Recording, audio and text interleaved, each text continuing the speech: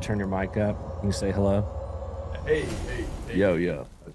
All right, that's enough out of you. We'll turn that back down. All right, folks. Well, this is a special edition of Beer Net Radio, folks. We're very, very privileged to have our Wine and Spirits crew here with us today. We have Sarah Barrett, executive editor of Wine and Spirits Daily, and we have Hannah Kruger, also an editor at Wine and Spirits Daily. Thanks for coming on, guys. Hello.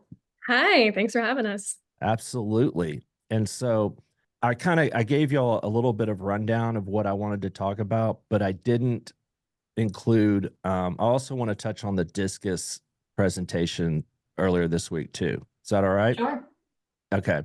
But first I want to talk about Gallo because Britt West, who is the, EVP president of the Spirit of Gallo, which is Gallo's spirit division. Anyway, I wanted I wanted to talk about how Gallo has gone from this transformation to the largest wine company to now the fastest growing spirits company in just a matter of a few years. And, if you go back a few years with their kind of participation in spirits with like New Amsterdam and stuff, they were deep into the flavored vodka craze, which, as we know, is kind of is soft. It's all but disappeared. Luckily, we saw at the at the at the summit that David Jabor at Twin Liquors told Tito not to get into the flavor game, and he didn't. And so we have David Jabor to thank for that. But Shout out to David. shouts to David. Whoop whoop. And then not much on premise either. But now they've got High Noon and Comos and VMC, which we'll talk about, and Pink Whitney and Blada Bing Bada Bong. And it all started with brandy because winemakers know how to make brandy because it takes a lot of wine to make a little brandy, just like it takes a lot of everything to make a little beer. Anyway, now they're one of the largest privately held companies in the United States, up there with Tito's, Bacardi, and Sazerac. And as an industry, as we move from proof spirits to a canned cocktail world, the darling of the industry really has moved from Tito to High Noon. And it's the standard now by which I think everybody measures themselves against. And so, Sarah, you interviewed Britt West to discuss High Noon at our summit a month ago in San Diego. And he talked, a lot about High Noon's success. And one of the things, when you ask him about, the share of the category, are you worried about new entrants and all this? He doesn't think of it that way, does he? And I wonder, No. Yeah, it's interesting because every time I feel like the thing he harps on a lot is that consumers don't care about the base and how RTDs are like too lumped together. Um, so he's like, no, it's not the same. Like, no, these aren't the same. Uh, he's like, this fits a certain occasion, this fits a certain style. And he looks at it more that way, rather than, here's your spirits RTDs or these are the seltzers, these are the teas, kind of thing. I feel like he sees it all as a um, from the consumer's perspective, which right. has obviously been the correct view. If you I know. I feel like go by the success. when he was on the screen, everybody was like sitting on the edge of their chair, like taking furious notes. Like, what did High Noon do? And he kind of made it real simple. He's like, hey, what's popular right now, guys? Sessionable and low ABV. And, he Yeah, did. I mean, you can't ignore too that they were one of the first movers and add in it being a real spirit, Right. quote unquote base.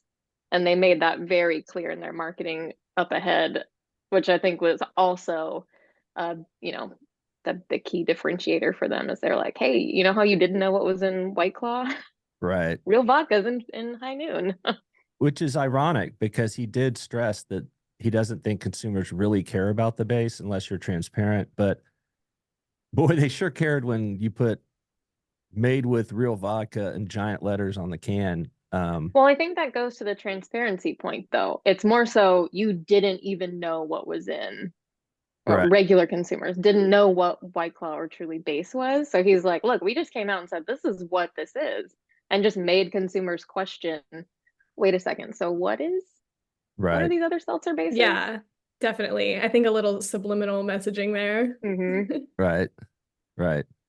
And then they moved to like they introduced High Noon Tequila, I guess, in the spring of last year. Seems like a no-brainer. Like Hannah, do you recall what he talked about, like why they did that? Oh, yeah. Well, I mean, tequila is just on fire right now. I can't remember the stats off the top of my head, but there was obviously an occasion that they were missing out on or a consumer they were missing out on. So, yeah, so that's kind of why they decided to transition into that as well. What was the cannibalization of that? He said it was about 30%. So a little bit, but that's still 70% growth. Right. It's funny. I honestly believe that number, 30%, because when most I have found, I've been doing this, as everybody knows, 25 years. Everybody fibs on their cannibalization. I feel like everybody just lies. Like, especially the brewers, they'll be like, and this only has 5% cannibalization. I'm like, what? How can that be? It's like, Michelob Ultra and then Michelob Ultra Premier, and it's only 5. No, it's got to be higher than that. I don't know how they're calculating that. But 30% sounds about right, because you either like tequila or you don't. I think And they thought about it too more like incrementally than taking over. It was just tacking on whatever other consumers that they could, and that cannibalization was like kind of negligible enough. They're like, it's totally Mhm. worth going after these other consumers, even if we have to give up a little bit of the vodka based numbers. right. Yeah. Do you think that they'll come out with other bases? I think they might. I don't see why you wouldn't if it's Yeah. Yeah, that and then they just had that news come out of their new plant in South Carolina where they're kind of creating a 50, 60-year plan to build that out to like 5 times, I think, the size of what it is now. Right. And whoever's running that plant, her quote to the newspaper, and I don't think I quoted this in our coverage just because it was, we had a lot to cover, but she said basically anything, we're going to try it. We're going to innovate. We're going to try to make it. So Right. something along the lines of that. Okay. I guess I missed this thing with Canelo. When did that come out? Is this a new tequila RTD called VMC, which I looked it up and it means Viva Mexico Cabrones, which I thought was funny. Cabron is like jackass, right? I mean, at least where I'm Yeah. from.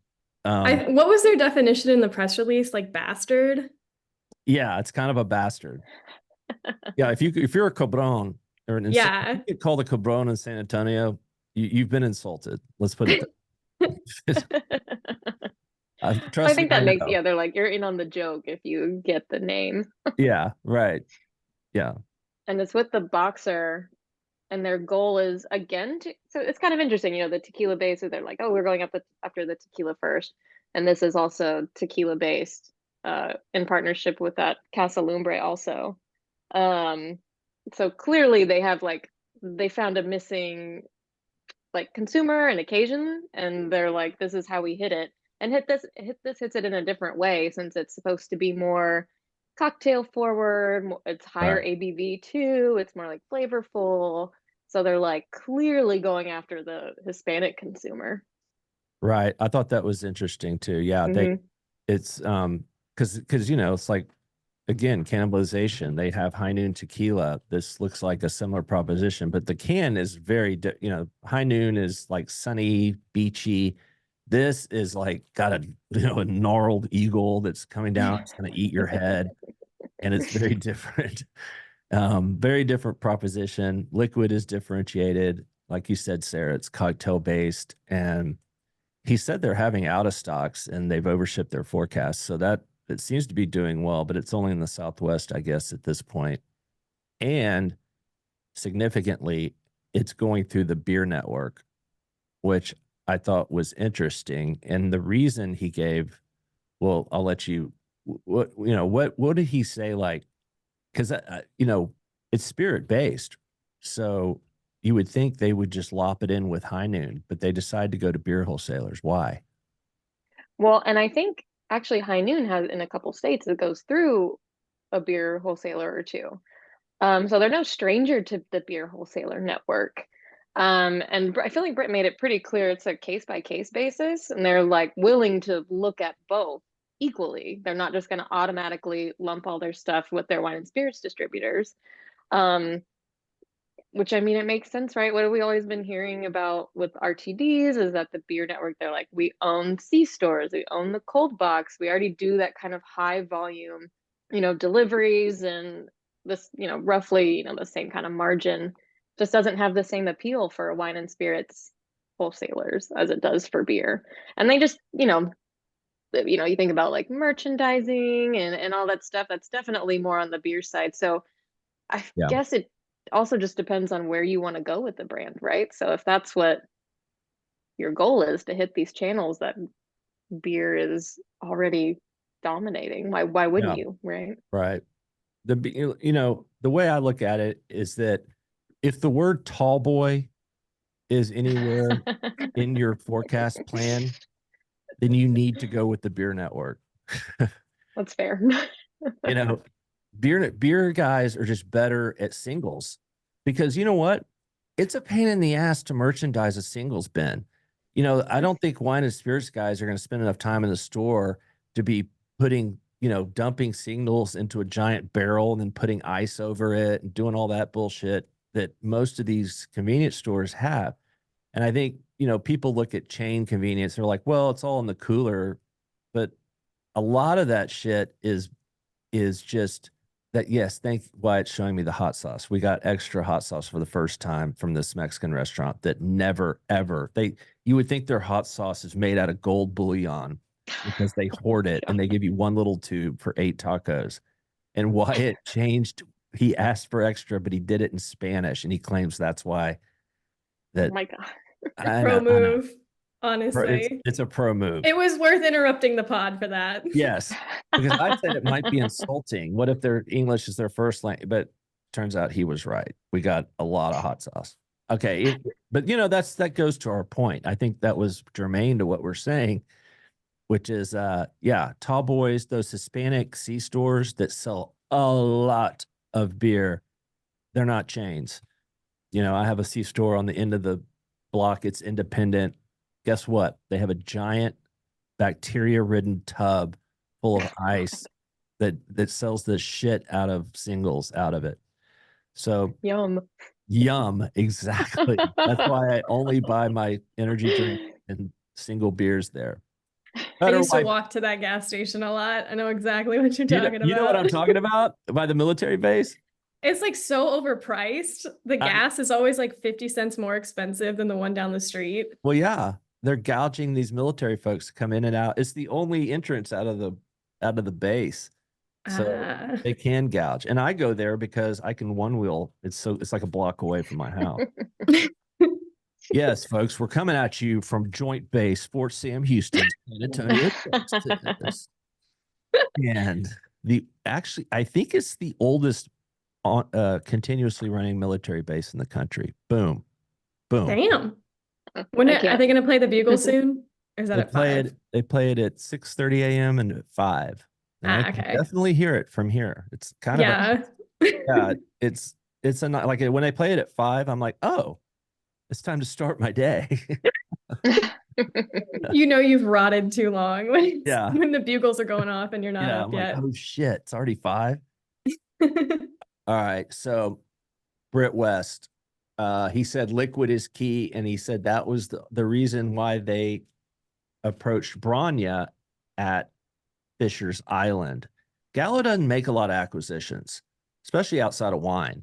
Like, I would say that Gallo, and correct me if I'm wrong, but Gallo seems like an opportunistic buyer. Like they buy wine brands that they know they can do something with that nobody else can. But as far as outside the box, they don't do a lot. And yet they bought Fisher's Island. And I swear, I can't prove this, but I think they probably met at our summit. Our summit is where deals get done. It's possible. Because Branya was there that year. That's right, because that was San Diego too, Yeah, right? Yeah, yeah. yeah. You know So what? I think they were there. That's hilarious. it's also where Katie Bill Brown from Ranchwater met Diageo. Just saying, if you All want to right, pick, we got to up the price. I yeah, think, yeah, I think we need to fact check ourselves though, because I think when we interviewed him about the acquisition, he said that they had met years prior, like whatever, around whatever. 2017, 2018. I don't know. I'm And he sure was they. like, don't do Oh this. yeah, he told her like he was like, "This is such a bad idea. Don't fucking do it." And Oh she my was like, God. "No." And Oh she my, did it. and then he ended up giving her a payday for it. You know what? Hmm. He was probably like, "You know what? You right. Here Oh you go." wow. Yeah. So Britt's out here mansplaining to He ate Branya his what to words. do, and then she just girl Listen to bossed him, women. She girl girl bossed him He was back boss. like, into. he was like, "Thank God she didn't listen to me because look what happened." Look what happened. That's awesome. Well, I'm sure he did. I'm sure they knew each other before, but when he saw her on stage and was like, whoa, whoa, Blown away. blown away. Bronny is a good presence on stage. It helps She that is. 6 feet tall, but yeah, Yeah. she's a presence. You don't fuck with Bronya. Yeah. She's a New England mermaid out there. Exactly. There you go. Yeah. So the Fisher's Island thing was unique for Gallo because they usually, and he said this, we innovate inside because Mr. Gallo, they're family owned. And he's like, we can make anything. So, but when they, on occasion, they'll say, all right, we have a white space here. Let's buy Well, I Fisher's feel like Island. that means when they do make an acquisition, it's because they're like, what this has such a unique proposition or such a strong like flavor profile or like the quality is there that we're like, we probably cannot emulate that. They're Right. like, so then the option is to, if we want it, buy it. Right. Totally. I think you can't rebuild the story around Fisher's Island with some Right. sort of like Me Too product. So I think it made a lot more sense to just go out and buy it. Right. And keep the founder involved. I mean, that we're going to get to this, but that's kind of what Deutsch, how they do M&A Mm-hmm. is really they just start with a JV. But before we get to that, I want to talk about Pink Whitney because he was like, that's the biggest surprise. If he thought Fisher's Island was a surprise, how about a shot drink that's sold by two hockey guys with a podcast? He's like, now it's how many cases did he say it sells now? It's a 1,000,000 case Did brand. he say a million? Yeah. Yeah, he did. That's a huge amount in the spirits world. I mean, huge. And And as a line extension and as a flavored vodka. I think right, that's what's really right, right. A lower proof kind of shot drink. And he stressed that, and here's a tip for people that are going out there trying to just emulate Fireball. Sweet and citrus is the goat of shot drinks. Lemon yeah. drops, kamikazes, navel, fuzzy navels, sex on the beach. These are all citrus plays, right? And sweet plays. Mm-hmm. And he said pink is a branded version of sweet and citrus. Now, what proves that rule is the exception, which is Fireball. And so this I find fascinating. And tell me, do you think this is going to happen more? Because Fireball, Sazerac really pioneered the notion of, hey, why don't we take Fireball, reformulate it to be malt based? That way they can put it everywhere. C-stores, grocery stores, drug stores.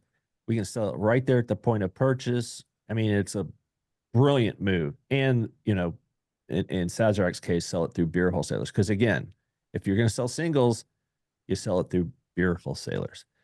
So do you think other brands are going to come out with malt based? Obviously, I don't think it's a wider trend. I mean, I was really surprised when he said that they made a malt version of Pink Whitney. yeah, I don't know that I see it being a wider trend, just mostly because I mean you think about who did it. So Sazerac and Gallo, both private, right? Right. Both with like immense capabilities. So Right. I feel like they're just in a unique position to do it. And you have to do it right though, right? I don't think every spirit brand can make that transition. Like Fireball kind of makes sense, right? Where you're like, it's just that you're like, oh, okay, like it can be an impulse buy. And it's just, you don't exactly always want that in large amounts. So just finding Right. like a small malt version might be I good. yeah, I guess it only works with shot type drinks. I think so. I think so. I think that's the key. Is it has to be that kind of occasion. I do see Yeah. at that same C store, Hannah, that about, they have these like fake whiskeys, and they're called like Old Cattle Rancher, and it's obviously malt based because it's sold in the it's sold in the C store. I And don't know. They do some sketchy stuff at that C That store. sounds so yeah, gross. right. And it doesn't really taste anything like whiskey. It's just like it looks like they just watered down Everclear and put like a little bit of cinnamon, Oh a little bit of nutmeg or something. Mm. God. It's delicious. I buy them by the case now, but It's worth the gout episode.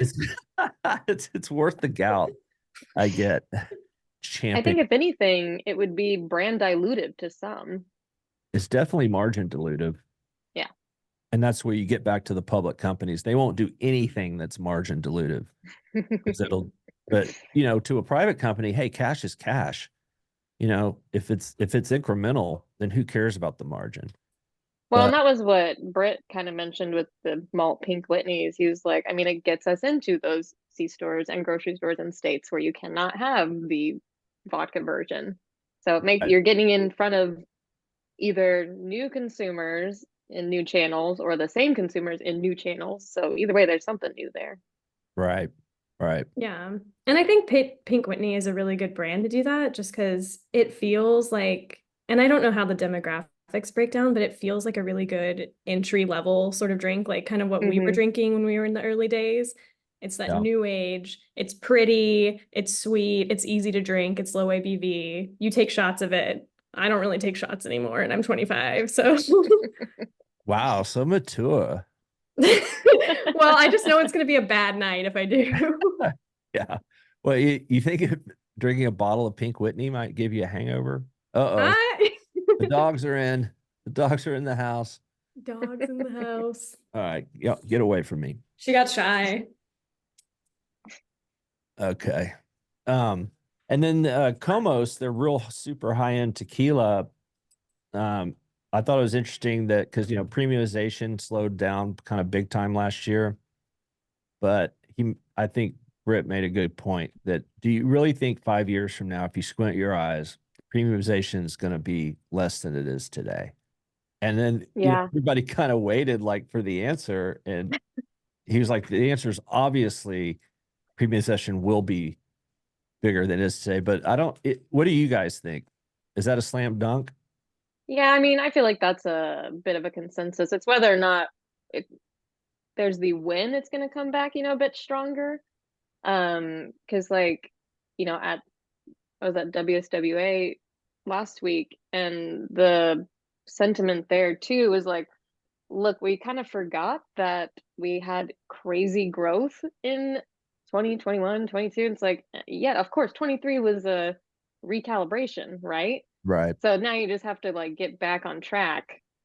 I don't think it's off track, or it's not there's still the premiumization track for sure. Right. And this is a little off topic, but all the analysts keep saying that the wine and spirits guys are screwed because there's just a lot of inventory in the trade because they oversold in 22 and it didn't sell through in 23. And of course, in wine and spirits, you don't crush it. It doesn't go bad. It's not like milk or Yeah. beer, which sucks for them. Yeah, But because it just sits in your warehouse. yeah. But it's funny. I heard two executives from Southern Glaciers both said that our inventories are the same as they were in 22, and they're the same. So I don't Yeah, know. I feel like there's a little disconnect there because I feel like we asked Breakthrough about this too not that long ago about their inventory levels, and they were kind of like, no, it's fine. So Yeah, I don't. Where's this all this inventory that's being held? I mean, I it mean, could it could be be at the in, retailer level. I don't yeah, know. honestly, yeah. But Southern says that retailer inventories are low too. It may just be on Hmm. people's shelves.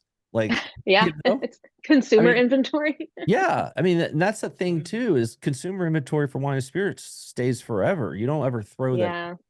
like you do beer, or at least, So, all right. Well, let's talk about Josh Wine from Deutsch. We had Tom Stefanci up there. I had no idea he was Chris Stefanci's brother. Chris, of course, runs Columbia Distributing in Washington State. Uh, I know. I feel so dumb not making that connection. I I do was like, how too. many Stefansis can there be? I know. And then their sister runs is it Treasury? Treasury sales. Yeah, they Yeah. She's like their chief sales officer or the something. Stefansi's got a little mafia thing going here in the beer and wine spirits industries.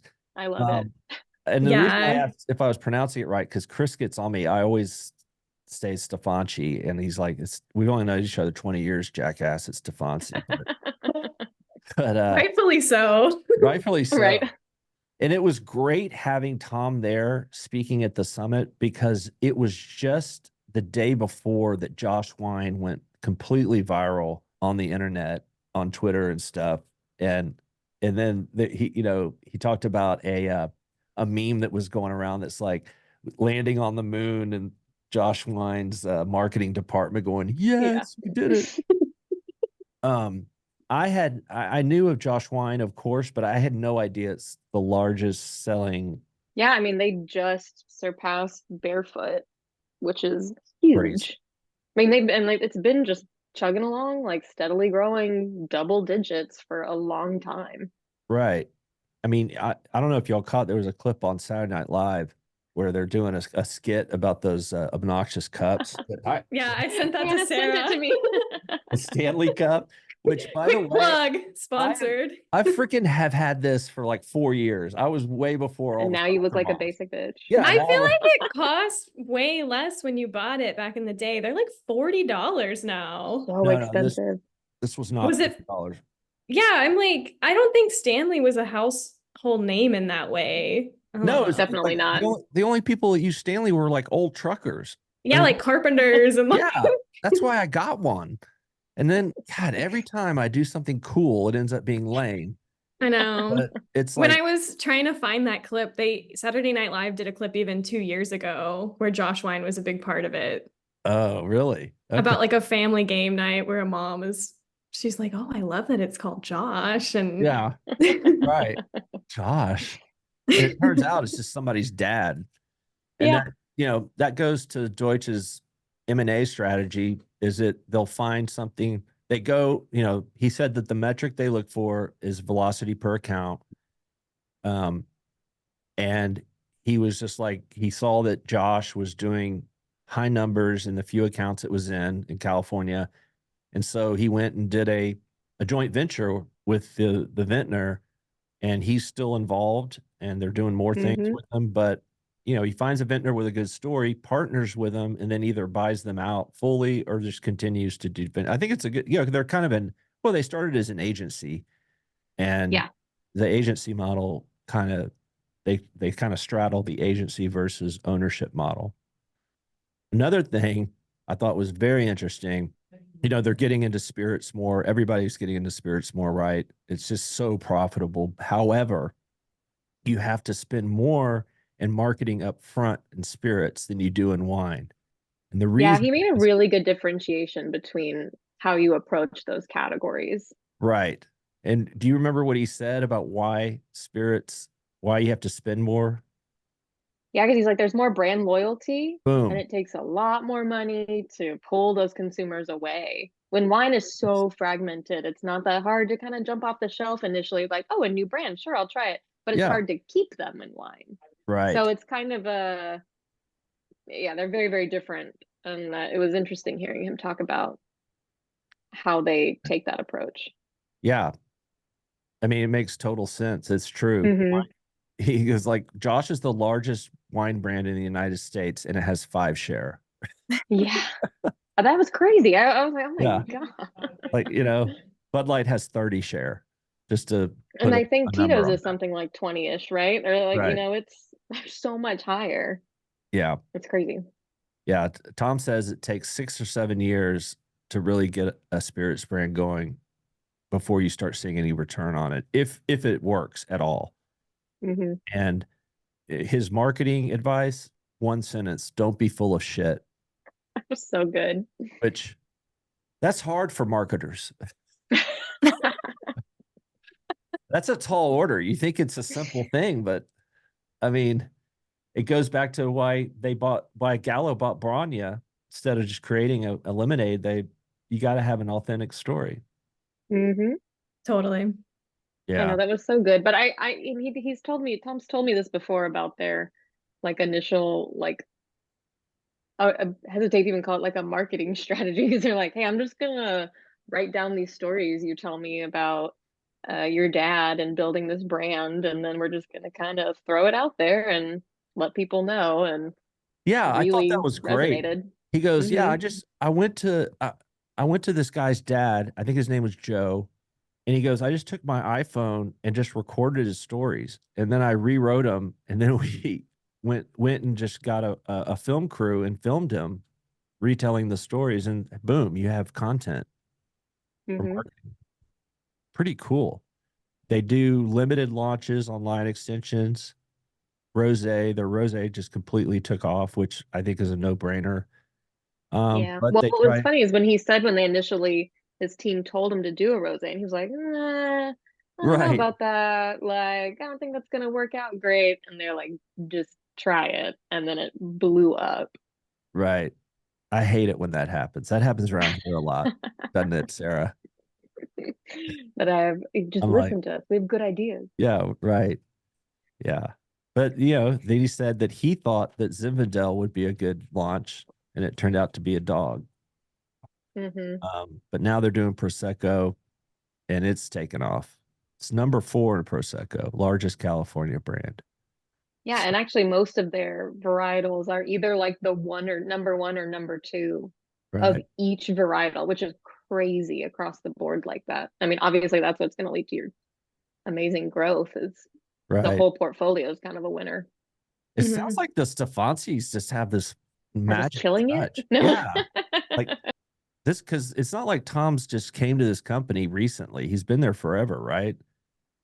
Yeah, Um, I think like what 2007, 2009 yeah. is when he joined. Yeah, so And the interesting thing he said about wine, wine is just a terrible category right now. We all know that.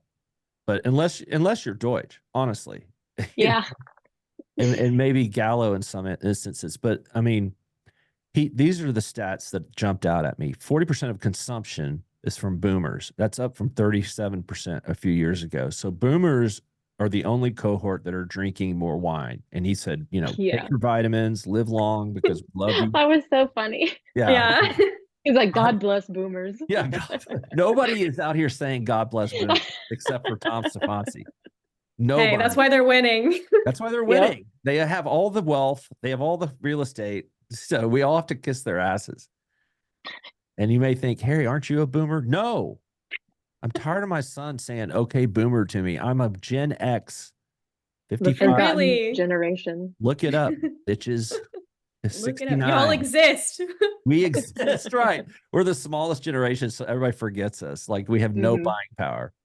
Gen X Um, raised Gen Z, so I have a good allyship with them. yes. I think Gen Z is the greatest generation because we raised them. I think Millennials, you're gonna offend the actual greatest generation when you say that. I guarantee you they're not listening to this podcast. They don't know what one is. They're like, yeah, Yeah. So, they're in a okay. nursing But home somewhere, so, unfortunately. yeah. And then Gen X, my little pathetic generation, accounts for 27% of wine sales. And that's staying same for millennials, 27%, and it's staying steady. But millennials are 40% bigger. So Hmm. that generation is 40% bigger, but they're still only drinking 27% of wine. So way under on per cap. And then Hmm. you've got Zoomers, which is even worse. So it's like you got 50% per cap consumption reduction in wine within 2 generations. When you put it that way, wine is, we beep that out. Wine is screwed. Let's just say screwed. Oh my Keep God. it clean for our wine and spirits folks, because I know that they clutch their pearls when they hear the cursing. So, and he goes, we fucked it up. We didn't show up with the right wine for this generation. He gave Deutsch a C and the rest of the industry a D grade on addressing this. And he goes, when we have to do it without pouring a bunch of sugar in it, because calories still do count. And so far their answer to this is, what's this wine they came up with? Sea Breeze or Sea Swept. Sea Swept, which is good. We had it there at the reception. And yeah, it was like a nice, like very easy drinking white wine. Right. And since it's a blend, you don't really have to explain it. I think that's part of it too. It's just like you don't need to know what the varietals are. Like it's just a white blend. You're like, okay, cool. Right. And he goes, it tastes exactly how it looks, how the label looks. Yeah. It's a great way to put it. And I think he's exactly right on wine digging their own grave by making it so snooty and so unapproachable. And you don't want to show up at a party with oh my God, he got the wrong varietal. Because, when I was your age, Hannah, it was all about, what was that movie, Sideways? Yeah. Remember when Pinot was just, you don't remember, Hannah, but Pinot was nobody was drinking anything except Pinot for a good few years there because of that stupid movie. And Merlot tanked. Yes, Merlot tanked. Isn't that funny? And then now it's Cab. But if you know nothing about it and somebody's telling you something, you're like, yeah, all right, I'll go with that advice. Yeah, exactly. Yeah, it's a fine line to walk between like informative and pretentious.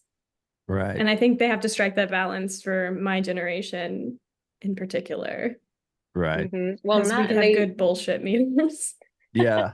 Y'all have. Well, the wine industry used to say like, oh, well, we'll just wait to capture these White Claw drinkers as they like mature. And it's like, oh, no. Man. And so Deutsche said that they're like, no, we don't wait for them. We have to capture them now so that you can move them up later down, other wines. But yeah, so I think they're finally catching on to that. Was it Tom who said we don't need to make a wine that tastes like White Claw? Yeah. Yep. He did say that. That was I kind of picked out just 2 presentations to talk about almost at random because I just saw them on my video thing, but there were so many good presentations like this. I just want to plug the summit again because you guys did a great job, Sarah and Hannah, getting these guys to talk, and I just thought the content was fantastic. And by the way, I will have these 2 presentations that will be available to you on our YouTube channel, which is BeerNet Radio. Just go to YouTube, type in BeerNet Radio. And if you want to watch Britt West and or Tom Stefanski, you can watch the whole thing. So yeah, I'm just picking I'm not including everybody. I'm just picking certain speakers that we talk about on the podcast and putting it on YouTube so that we have a reference. And I think it'll help people. They can look and see whether they want to come next year. You know what I'm saying? Yeah, for sure. You know what I'm saying? You know what I'm saying, Big Bird? Hey, any advertising is good advertising. So right. But you can't put them all because then people are just going to wait for the YouTube version. Right. So yeah, exactly. Exactly. We are lazy. We want to sit at home and not travel. Yeah. You know what's funny is when I put one up the other day, and there's a filter you can put on that makes the voice sound better without that echo from the hall. Oh, nice. What I didn't realize is also it takes out all the applause and laughter. So when I put it up there, I was like, wow, this is awkward. Like Dry. A big joke and then it's just silent. Can you take it down and edit it? Like, can you cut out those awkward pauses? No, that's amazing. I just took off the filter, Oh, okay. But yeah, it was like terrible. Very awkward. If you want good audio, you got to go in person. Sorry. Yeah. There you go. Exactly. And then also keep in mind that we were taping this in the oldest wooden structure in North America that's still standing. And so it's on this ancient wooden plank floor. So every time somebody walked by the camera, it shakes a little bit. Hey, I think I was also a sleepy camera guy. That guy yeah. was on his phone the Oh, whole I know. time. And falling asleep. He was high. We all know it. When you walk down the street, you can Yeah. smell the that. failure. Oh my God. Hannah, what Hannah's referring to is what Francis Creighton. Creighton from WSWA was talking about weed. You just walk out of here and smell the failure. And it got everybody riled up, man. That guy is on fire. I love Francis. He's the best. All right. Well, real quickly, Discus came out with kind of their yearly, numbers. What do you guys make of that? I mean, it's clearly buoyed by RTDs, right? Yeah. I mean, that's the main thing. The rest of it looks pretty on par, I would say, with what other kind of scan data and BW166 and whatnot is looking at. Right. Without Spirits RTDs, we are not positive. No, Proof Spirits had a tough year in 23, which is none of them have experienced that before. I mean, if you're my age, you have, but if you're, younger, those guys aren't used to being down. When I got into business, Spirits was down like 20% a year. It was just dead. And then it's taken off from there. But what about this year? Is it more of the reason that they didn't ship a lot of booze is because they overshipped the year before after COVID and there's just a lot of inventory? Or do they have a demand problem? Or like I you think said, there's just RTD? I think there's a confluence of factors. I mean, it's crazy growth, coming off of crazy growth. Those are really tough comps, right? Yeah. And then kind of a weird economic place for people. Like, it's like, oh, the economy is good, but also inflation still sucks. So I'm not really going to spend. We're in a weird spot. And I think people are still not wanting that. Their discretionary spending is not what it was. Right. And then, so I think 24 is still going to be tough. Yeah. I tend to agree with you. And we say, well, but RTDs are up. The problem with that is they're not capturing all of it. Gallo is, if you're a spirit company, if you're Diageo, Pernod. And then the second thing is the margins are lower. They move faster, but the margins are it's just sold differently. Well, yeah, if you look at Discus is, they lay out like the top 5 categories by revenue and volume size. Vodka is the largest on both.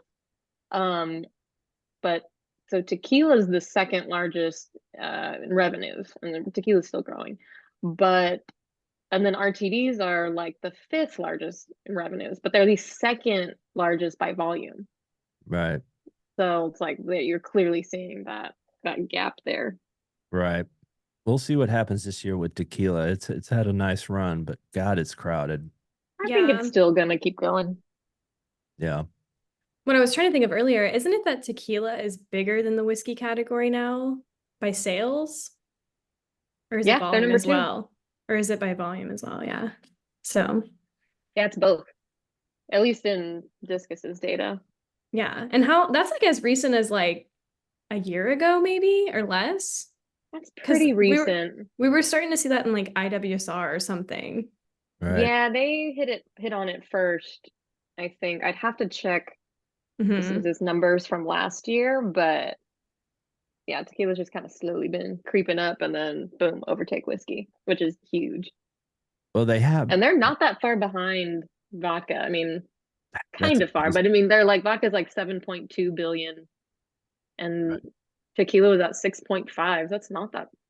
That is amazing to me. I would have never thought tequila would get anywhere near vodka or whiskey for that matter. But there's a lot of agave, a lot of inventory of agave. Like the hop growers, it's either boom and bust with hop growers. And like I saw a meme by somebody that the agave growers are looking at the hop growers and saying, "Hold my beer, I'll show you oversupply. Hold my ranch water. Hold my ranch water." Yeah, hold my ranch water. Same with wine, man. There's a lot of, isn't it? And don't we have a grape glut going on at the moment? It's been going on, yeah. God, that's why that business sucks. That's why It's Constellation wants so to get out of tough. it. I mean, Yeah. And I mean, so I've only been to 2 unifieds where they do the kind of state of the industry and talk about wine grape supply, which isn't something we always focus on in our publication, but Right. the general takeaway I get is that they're like the wine industry is incredibly stubborn when it comes to like, I Mhm. want to be planting this. And so then Yeah. like Jeff Bitters from, oh, which organization is he with? Like it's Allied Grape Growers. Allied Grape Growers, yeah. He's like, every year pretty much he gets up there and begs them, like, please He's like, pull out pull some your fucking vines. vines. Yeah. Yeah, Right. like you're not planting too much, but you won't pull out these old vines that nobody wants anymore. Right. God bless Bronco Wine. They'll buy your grapes. They'll buy anybody's grapes. Did I cut that? But I Eh, keep yeah. it in. I don't know. I mean, I mean it's so and then they have the smoke taint. Wine business, Tom said it. He goes, that's why public companies have such a hard problem being in the wine business, because when you're a public company, all you want is consistency. You don't want Mhm. volatility. And the wine business is all about volatility. yeah, Oh, it's yeah. a match made in hell, It's a honestly. match made in hell. It really, I don't know how they do it. Like all these Yeah. blends, how do you keep a brand consistent over years when every planning is, or every So harvest? that's something that like Duckhorn has, I feel like, honed in on. Like they're like, we know how to keep that balance right Right.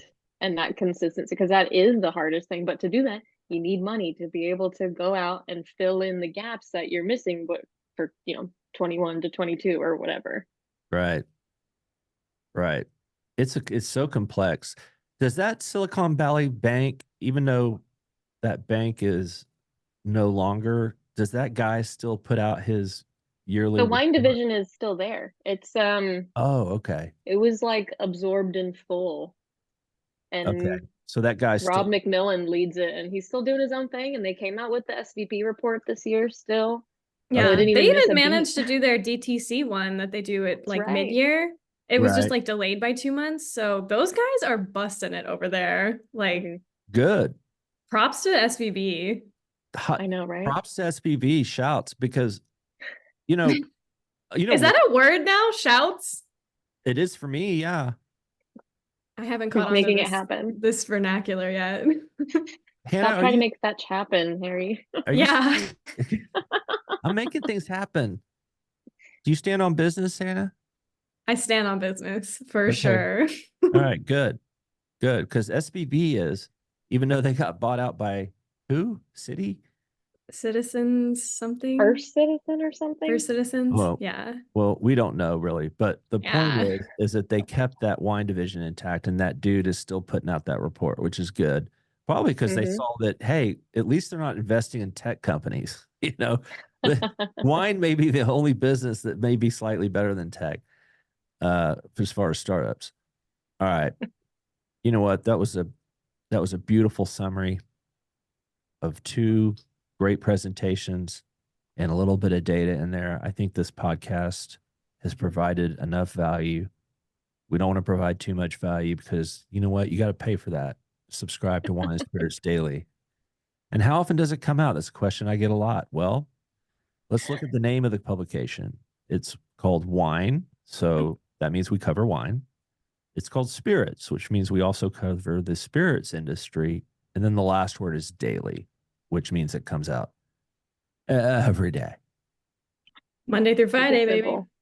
That's right. And you know what? We're going to start publishing on the weekends too. How do y'all feel about that? The weekend edition. The weekend edition. The Everybody's weekend edition coming is out just with a those photo now. of me drinking wine. That's it. Yeah. We're Yeah. propping up the industry in any way we can. Yeah. Yeah. Everybody is coming out with those. I thought about it, but it's like, let's just leave our readers alone for 2 days. Yeah. Don't they I want to feel be bad left for alone? the staffs at those publications. Like, damn, y'all, like, Yeah. you ever just rest? You ever just chill? God, Take one Netflix break. and chill. Go watch Netflix and Sideways chill. from like 2002. Get your Yeah. Pinot on. All right. That'll be our weekend is go watch Sideways. Yeah. Go watch watch this wine Sideways. movie. Well, thanks for being on, guys. We'll do this more often. I appreciate it. And folks, we will be back at you next week with Wednesday Warehouse. And also, I think we have a special guest next week, Rob Todd. Yes, everybody. Rob Todd. The Rob Todd. Rob Todd from Allagash Brewing. He's going to tell us He an got home. amazing story. He has an amazing story. Is he gonna about share it? He is. That's the whole reason I Yes. asked him. And he agreed when he was, he was 0.08 in, and then I have to hold him to it. You agree things when you're drunk, you gotta get when you're sober, you gotta. Yeah, he owes you money. Isn't that a So quote Yeah. where it says Yeah. like if you want to learn to keep your mouth shut, you should follow through with things that you agreed to do drunk? Yeah, right. Oh, I learned that the hard way. So, all right, guys. Well, take care. And if I Bye. don't talk to you, have a great weekend. thanks. You too. Bye. Bye.